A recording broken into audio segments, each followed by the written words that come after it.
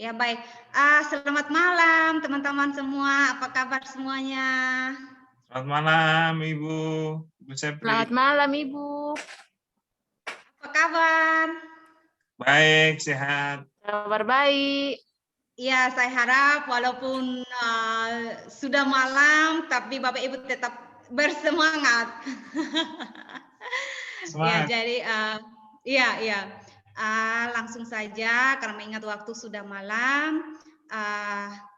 Sebelum kita memulai kegiatan hari ini, saya mohon kesediaan Ibu Rusnika untuk memimpin kita dalam doa.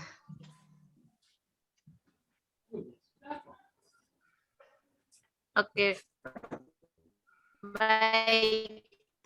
Terima kasih.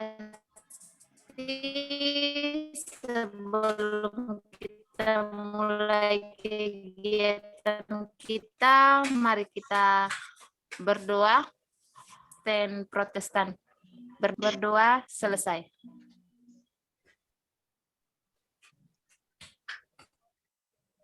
Ya, jadi baik, terima kasih Ibu atas kesempatannya.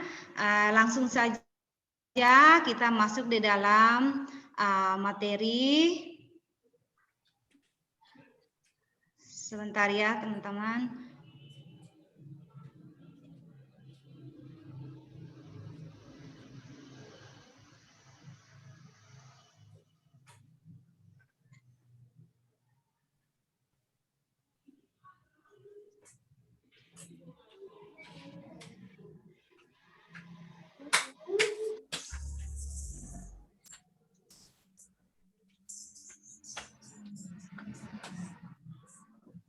Aduh, minta maaf ini.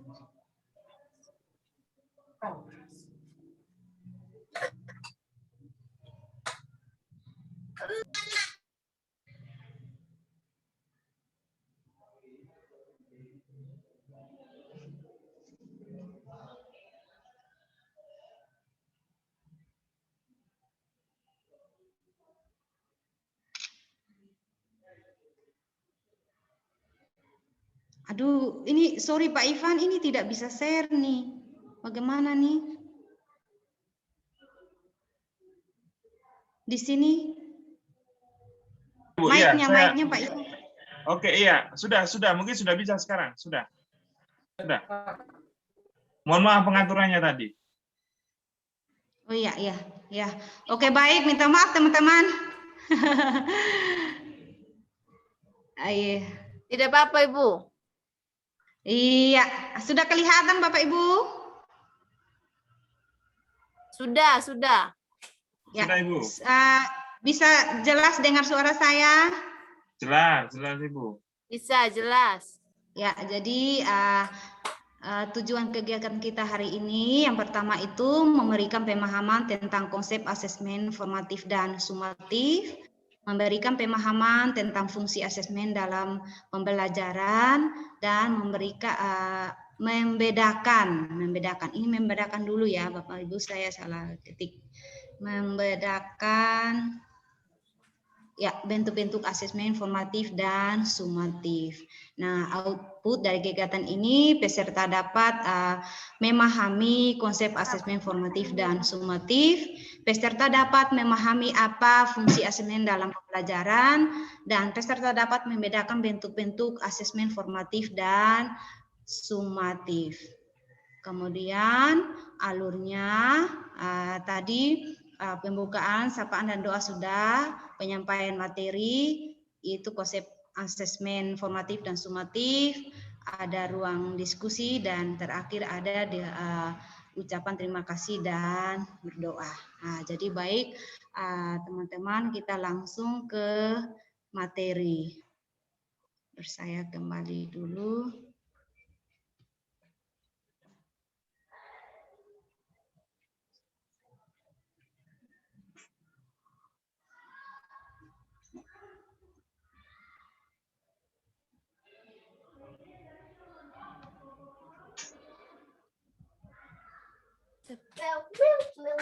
Sudah kelihatan Bapak Ibu? Sudah kelihatan materinya? Sudah Ibu. Iya. Jadi materinya tentang asesmen formatif dan sumatif. Ya, sesuai dengan tujuan tadi, yaitu konsep asesmen formatif. Yang pertama itu konsep asesmen formatif dan sumatif.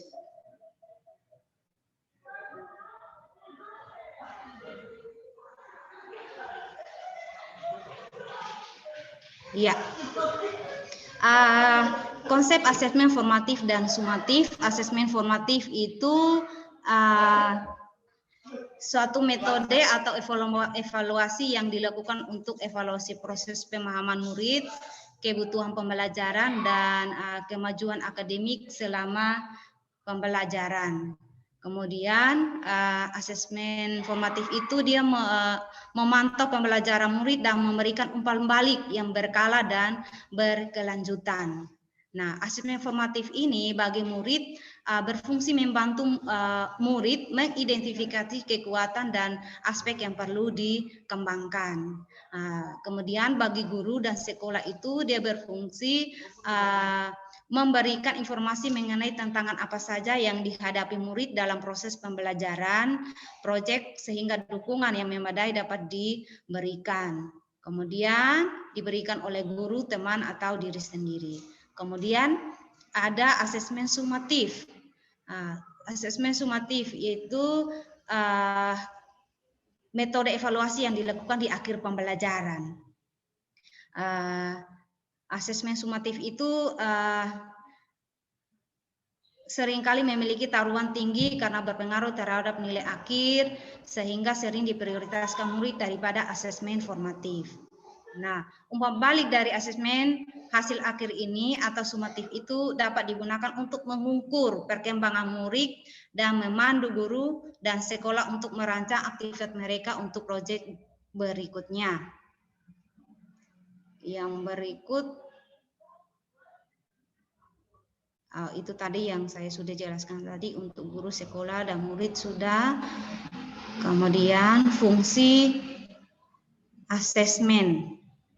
Fungsi dari asesmen itu saya langsung secara garis besar saja. Secara garis besar itu fungsi asesmen formatif dan sumatif bagi siswa itu untuk mengetahui perkembangan atau pengetahuan peserta didik. Sejauh mana fungsinya? Itu sejauh untuk mengetahui perkembangan peserta didik, sejauh mana siswa, kemampuan siswa dalam memperoleh materi yang diterima dari guru dari setiap harinya. Itu fungsi dari asesmen sumatif. Yang berikut, ya, di sini asesmen sumatif itu bertujuan untuk perbaikan dan pengembangan diri, membantu mendapatkan nilai yang lebih baik dari asesmen sumatif. Kemudian yang berikut,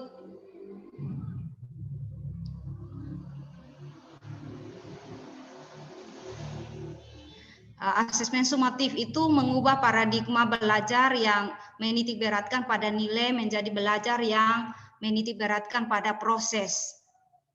Itu asesmen sumatif. Kemudian formatif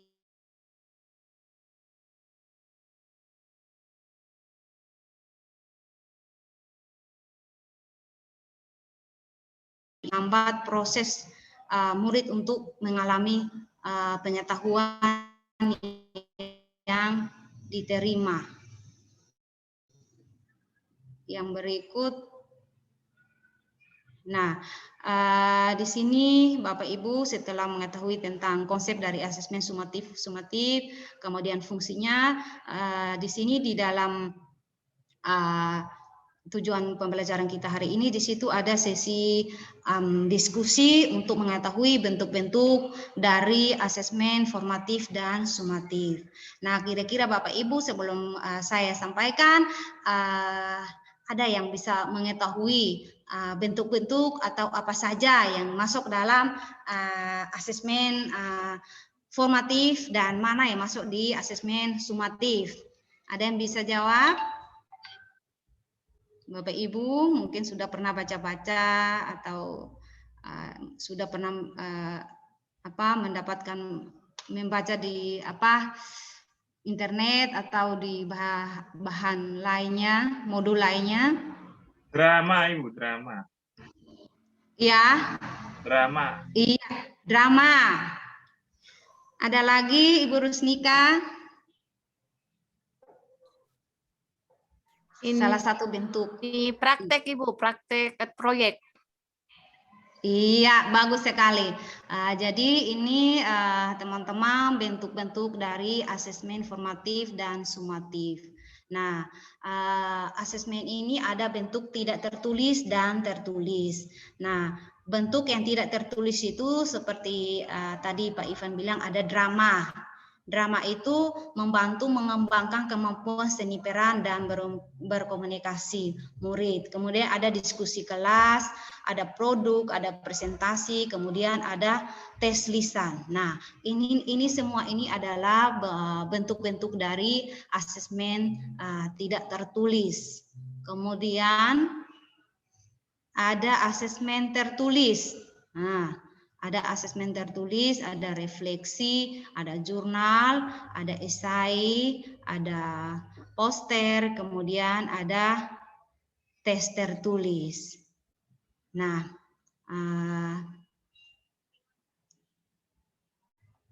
ya jadi materi kita hari ini yang saya sampaikan karena waktu sudah malam. Sampai di sini dan ini waktu refleksi bagi kita untuk merefleksi. Saya mau tanya ulang, kira-kira apa yang Bapak Ibu dapatkan dari materi yang saya sampaikan tadi? Hai Ibu. Iya. Kaitannya dengan. Atau ada yang bisa menyimpulkan materi apa yang disampaikan tadi? Iya, kaitannya dengan asesmen. Jadi asesmen itu ada yang asesmen formatif dan sumatif, ada yang bentuk asesmen tertulis dan tidak tertulis. Begitu. Contohnya yang tertulis kita lihat refleksi, esai, ada poster, ada jurnal, ada pilihan ganda, kuis pertanyaan dan yang selama ini kita fokus dan menganggap penting asesmen sumatif ya di akhir, padahal asesmen formatif ini jauh lebih penting sebenarnya untuk proses pembelajaran. Mungkin itu Ibu yang bisa. Iya. Baik, terima kasih Pak Ivan atas jawaban yang diberikan. Mungkin dari Ibu Rusnika. Oke, terima kasih. Kalau dari saya ya, yang saya tangkap tadi ada asesmen yang tertulis, ada yang tidak tertulis. Yang tidak tertulis itu misalkan ada produk, ada drama. Kalau yang tertulis itu ada esai, jurnal, seperti itu.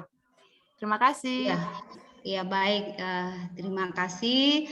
Jadi Bapak Ibu untuk lebih memperdalam materi ini, nanti saya bagikan materi ini di WA Group sebagai sumber juga ya, bagi Bapak Ibu guru sebagai sumber tambahan ya untuk diterapkan di sekolah Bapak Ibu.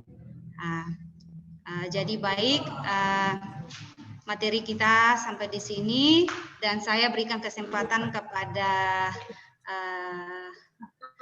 Pak Ivan untuk menutup kita di dalam doa.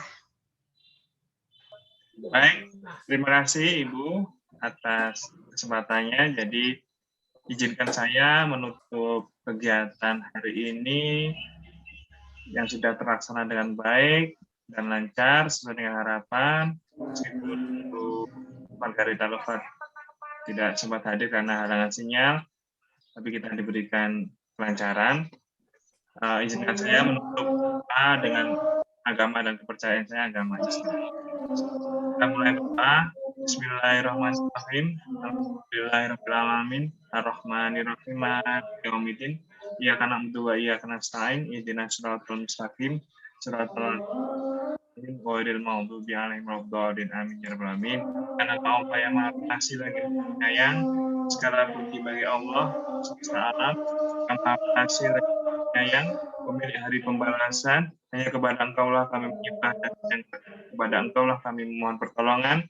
Bimbinglah kami ke jalan yang lurus, yaitu jalan yang telah Engkau beri nikmat, dan sesat. Amin, amin ya rabbal alamin. Terima kasih.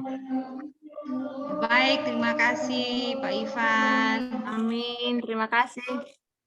Ya, jadi pertemuan kita hari ini sampai di sini dan terima kasih atas waktu dan kesempatannya. Saya ucapkan selamat malam.